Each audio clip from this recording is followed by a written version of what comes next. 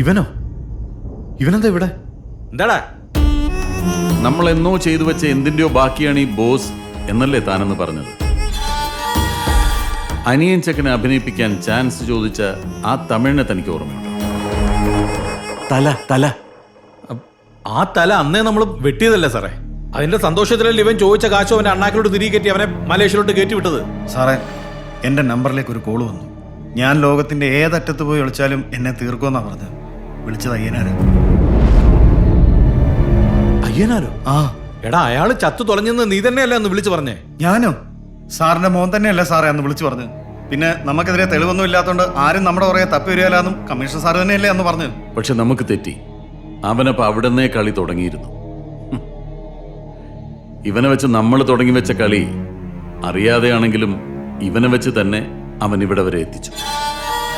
ഈ ലോകത്തിൽ എവിടെ പോയി ഒളിച്ചാലും നിന്നെ കൊല്ലുമെന്ന് നിന്നോട് പറഞ്ഞില്ലേ? അവൻ കഴിഞ്ഞ 3 വർഷമായി ഇവിടെ ഉണ്ട്. ഇപ്പതാ നിന്നെയും ചൂണ്ടയിൽ കുരുക്കി ഇവിടെ എത്തിച്ചു.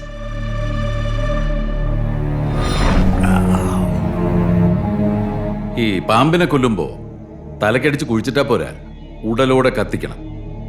അല്ലെങ്കിൽ അത് വാലിൽ നിന്ന് ജീവനെടുത്ത് എഴുന്നേറ്റ് വന്ന് അടിച്ചവന്റെ മൂർധാവിൽ കുത്തും.